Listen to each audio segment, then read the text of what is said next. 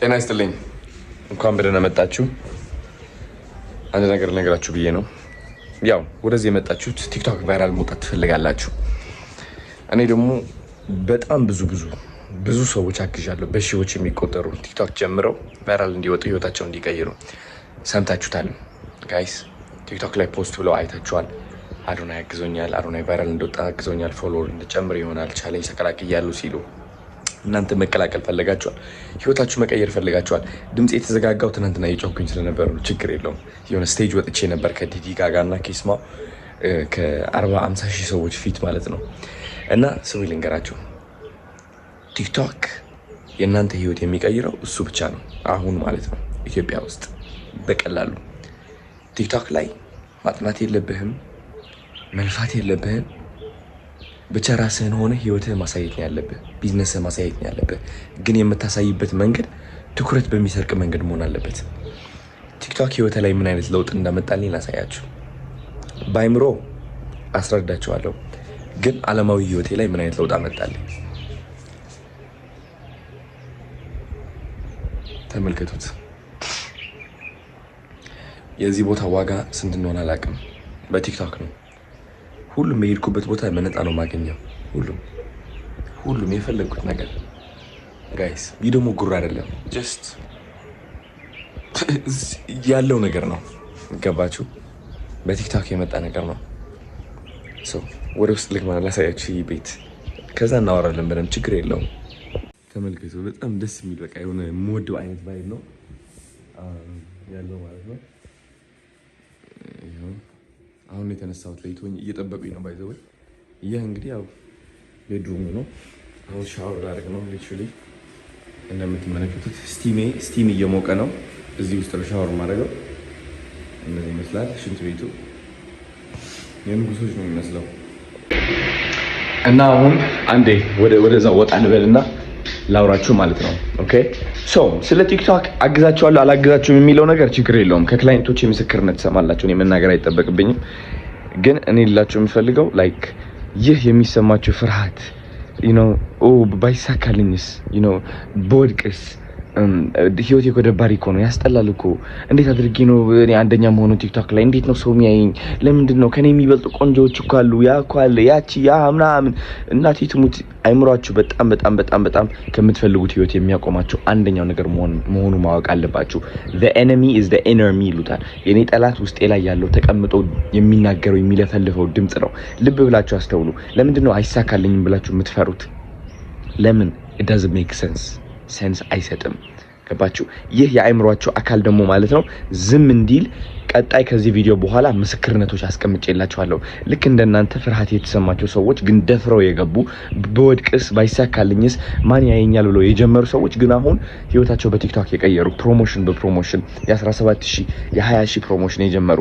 አንዷ ክላይንቴ በሳምንት ውስጥ የ17000 ፕሮሞሽን ያገኘችው። ገባችሁ አይደለ? ስለዚህ እንደ ቀልድ እንዳታዩት። ይህ ስልጠና ልላችሁ ፈልጌ ነው። እዚህ ስልጠና ውስጥ ምንድነው የምታገኙት? 2 ምዕራፎች ብቻ ናቸው። እነዚህ 2 ምዕራፎች ልንገራችሁ። አንደኛው ምዕራፍ ስለ አይምሯችሁ ነው። በስነ ስርዓት አድርጋችሁ እንዴት ትኩረት እንደምትሰርቁና እንዴት ደፋር እንደምትሆኑ፣ ካሜራ ላይ ፍርሃት ካላችሁ፣ ኮንፊደንስ ከሌላችሁ እንዴት ኮንፊደንት ሆናችሁ እንደምትወጡ ያሳያችኋል ምዕራፍ 1። ምዕራፍ 2 ደግሞ የሰው ትኩረት አሰራረቅ ነው። ባላችሁ ህይወት ደባሪ ይሁን አይሁን፣ ቤተሰብ ይኖራችሁ አይኖራችሁ፣ አረብ ሁኑ ኢትዮጵያ ሆኖ አሜሪካ ሆኖ እንዴት አድርጋችሁ ህይወታችሁ ወደ ቫይራል ትቀይሩታላችሁ፣ እንዴት የሰው ትኩረት ትስባላችሁ የሚለው ነገር በስነ ስርዓት የሚያስተምራችሁ ደግሞ ምዕራፍ 2 አለ። ከዛ ደግሞ አንድ መጽሐፍ አለ ወደ 87 ገጽ ያለው እንዳለ ስለ ቲክቶክ በስነ ስርዓት አድርጌ እየጻፍኩኝ እናንተን እየመራሁ ማለት ነው ወደ ቫይራሊቲ የሚወስድበት ስቴፕ ባይ ስቴፕ። እሱን ከተከተላችሁ በእርግጠኝነት ብሎ አፕ ታደርጋላችሁ እንደ ሌሎች ክላይንቶቼ ማለት ነው። ከዛ ፕሮሞሽን ነው የምትሆኙ ሁልሽም ማለት ነው። ገባችሁ አይደለ? እናም በተጨማሪ ያሰብኩት ነገር ምንድነው አንድ ግሩፕ ውስጥ አስገባችኋለሁ።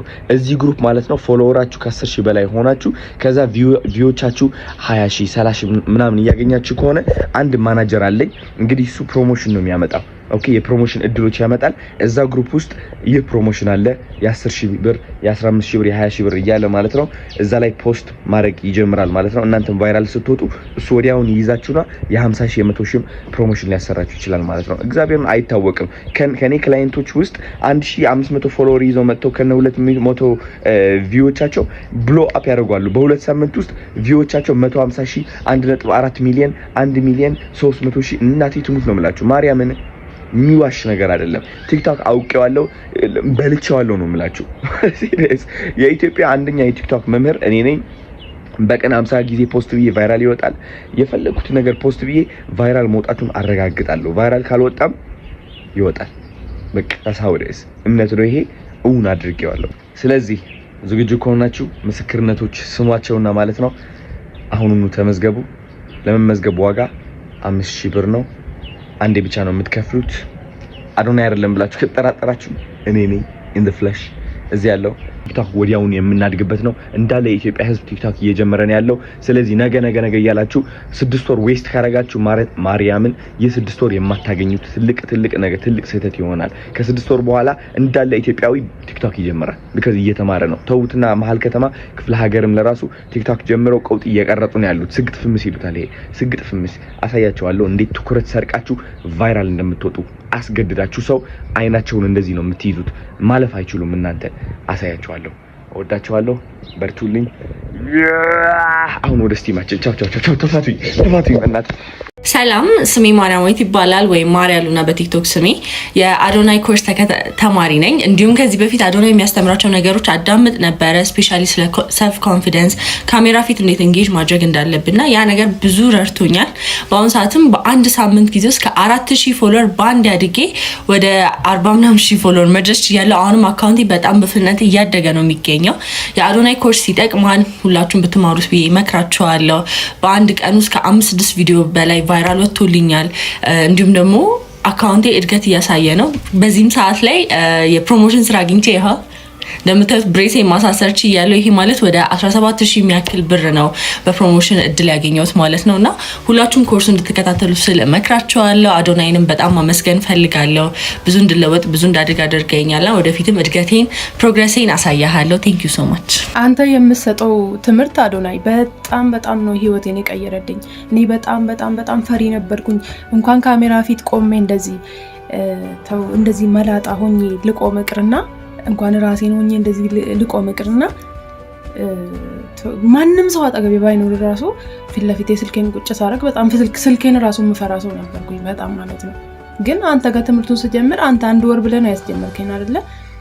በሁለተኛ ቀኑ እኔ ለራሴ ራሱ ይገርመኛል እንዴት እንደተቀየርኩ አላውቀውም። እንዴት ነው ብትለኝ እኔ አላውቀውም። በማላውቀው መንገድ ነው ራሴን ተቀይሬ ራሴን ያገኘሁት። በቃ ለራሴም ሰርፕራይዝ ነው የሆንኩት።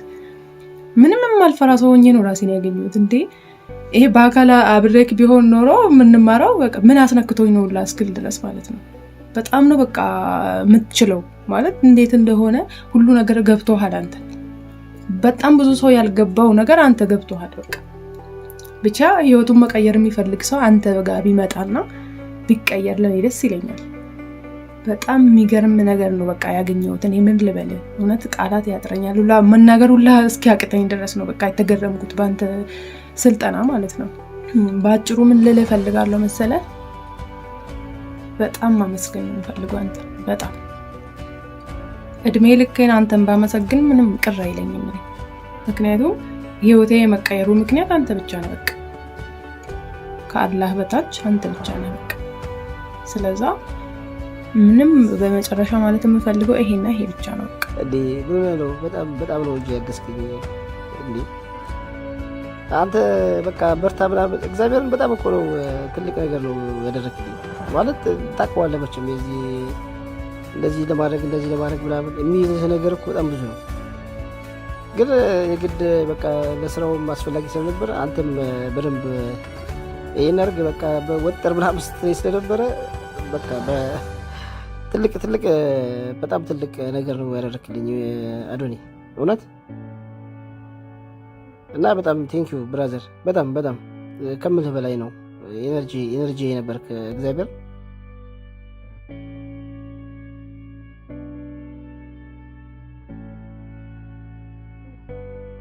ሶሻል ሚዲያ ላይ ቫይራል መውጣት ምን ያህል ቀላል እንደሆነ ያወቅኩት የአዶናይን ስልጠና ትምህርት ከተካፈልኩ በኋላ ነው። ትምህርቱ ማንኛውም ሰው ሊማረው ኦር ሊሰለጥነው የሚችል በጣም ቀላል ነው። ከዛ በፊት እኔ ቪዲዮዎቼ ስልጠናውን ከመውሰዴ በፊት ቪዲዮዎቼ አይታዩልኝም ነበረ። 300 ቪው 400 500 ቪው ምናምን ነበር ያለኝ። ግን ስልጠናውን ከወሰድኩኝ በኋላ ያላሰብኩት ነገር ነው የተፈጠረው። በድንገት 100,000 50,000 10,000 እያለ ቫይራል እየወጣልኝ ሄደ እና ፎሎወር ማግኘትም ሆነ ቫይራል ለመውጣት የአዶናይ ስልጠና ማንኛውም ሰው ቢካፈል በጣም ቀላል ነው፣ በጣም አሪፍ ነው ብዬ አስባለሁ። እና ደግሞ ሌላ የጠቀመኝ ቪዲዮዎች አሉት፣ መጽሐፎች አሉት። በፊት ላይ እኔ በጣም ኮንፊደንስ አለኝ፣ በጣም በራሴ ይተማመናለሁ ብዬ የማስብ ሰው ነበርኩኝ። ነገር ግን ፎቶ ፈራለው፣ ካሜራ ፈራለው። ካሜራ ፊት እንደዚህ እንደ ልብ ያልሆነም ፊት ለፊት አለፈልፍም፣ አላወራም። ግን የእሱን መጽሐፍ ካነበብኩ በኋላ ትምህርቱን ከተማርኩ በኋላ ካሜራ ፊት እንደፈለኩ መሆን ስላለው ምንም ነገር አልፈራም። ሰው አልፈ የቀረስኩ መሄድ እችላለሁ። ኤኒ ቦታ ቪዲዮ መቅረጽ እችላለሁ። ምንም ነገር አልፈራም። ፉል ኮንፊደንስ አለኝ። በጣም ደስተኛ ነኝ እና የቫይራል ሚስጥሩ አዶናይ ጋ ነው።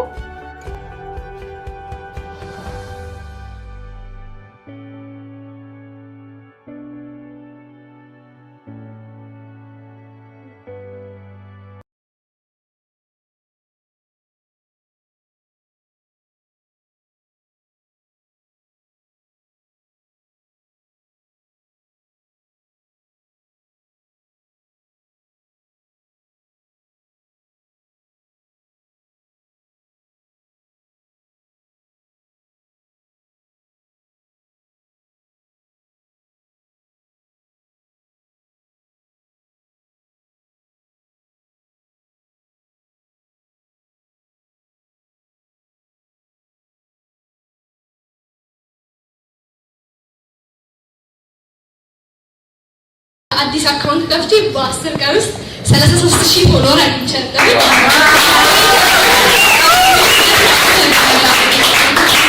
እንደዚህ ይባላል ነው።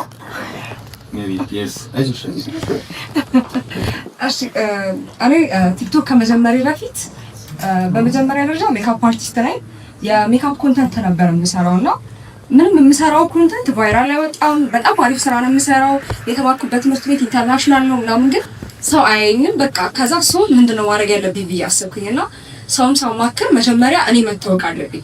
ለካ እናንተ ስትታወቁ ነው ሰው የእናንተ ስራ ማግኘትም ሆነ የእናንተን ነገር መግዛት እራሳችሁ ነው የምትሸጡት። መጀመሪያ እናንተ መታወቅ አለባችሁ። ምንም አይነት ስራ ለመስራት እራሳችሁ መታወቅ አለባችሁ። እናንተ ከታወቃችሁ በኋላ ግን ምንም አይነት ስራ ብትሰሩ ሰው የእናንተን ብራንድ የእናንተን ነገር ይገዛል ያለምንም ጥርጥር ማለት ነው። ሰው ምን አሰብኩኝ? መጀመሪያ ራሴ ላይ መስራት እንዳለብኝ አሰብኩኝ ማለት ነው። እና አዶናይን ከበፊትም ጀምሮ ከታተለዋለሁ። በጣም ነው የምወደው፣ በጣም ነው የማደንቀው። እና ከዛ የእሱን ቪዲዮ ኤቭሪዴ ስለምከታተል ከዛ እሱ ጋር መጣሁ፣ ተመዘገብኩኝ ማለት ነው። እና በጣም ደስተኛ ነኝ ጋይስ። አልገባችሁ? መጀመሪያ 300 ሰው 200 ሰው ምናምን ነበር የሚሄድ። አሁን ግን 1 ሚሊዮን ቪው ሁላ አለኝ ማለት ነው።